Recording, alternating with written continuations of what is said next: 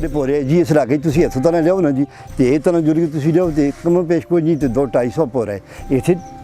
7-8 ਭੋਰੇ ਹੈ ਪਾਰ ਤੇ ਉਰਾਰ ਵੀ ਇਹ ਜਗ੍ਹਾ ਇਹ ਜਿਹੜਾ ਮਹੱਲਾ ਹੈ ਇਹ ਕਾਫੀ ਖਤਮ ਹੋ ਗਏ ਨੇ ਤੇ ਰਹਿਣੇ ਵੀ ਆਏ ਨੇ ਕੁਝ ਭੋਰੇ ਨਾ ਹੋਣੇ, ਲੇਕਿਨ ਜ਼ਿਆਦਾ ਲੋਕਾਂ ਰੈਸ਼ਾਂ ਬਣਾ ਕੇ ਦੀਆਂ ਇਸ ਵਾਸਤੇ ਕਿ ਇਹ ਜਿਹੜੀ ਨਾ ਜੀ ਉਹ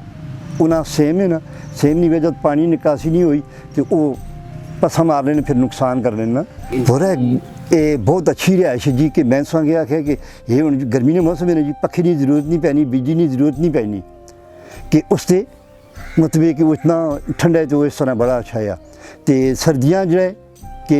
हीटर की जरूरत नहीं पैनी, ये हूँ जो मकान है ना जी लंटर वाले या मिट्टी छत वाले ने ये गर्म भी हो जाते ना, हूँ गर्मियाँ ही गर्म ने सर्दियाँ ठंडे ने इस वास्ते मसला होना ज़्यादा लोगों ने इस वास्ते तरवीज दी। फिर नाले थोड़ा जहा ये भी कि लोग शहूर हो गया यार जो पोरिया का काम छोड़ो हूँ मकान जोड़े ने कि ये ज़रूरी ने।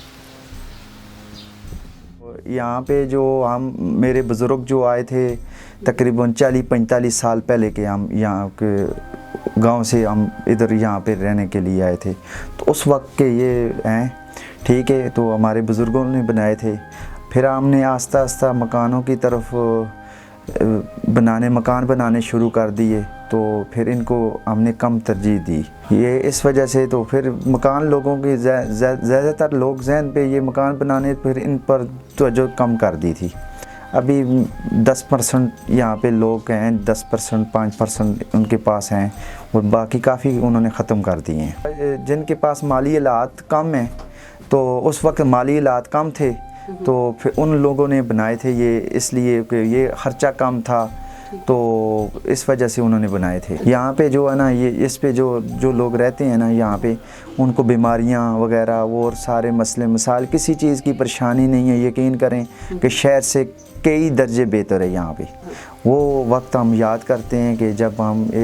हमारे भी पहले थे ठीक है, अब हम मकानों की तरफ आ गए हैं, लेकिन वो ज़िंदगी तो अब हम याद करते हैं कि वो कई दर्जे बेहतर थी हमारी ज़िंदगी। लेना भी हो पता महसूस ही नहीं होता कि भाई हमें गर्मी लगेगी या किसी चीज़ की, या ये गर्मियों में ठंडे होते हैं और सर्दियों में गर्म होते हैं।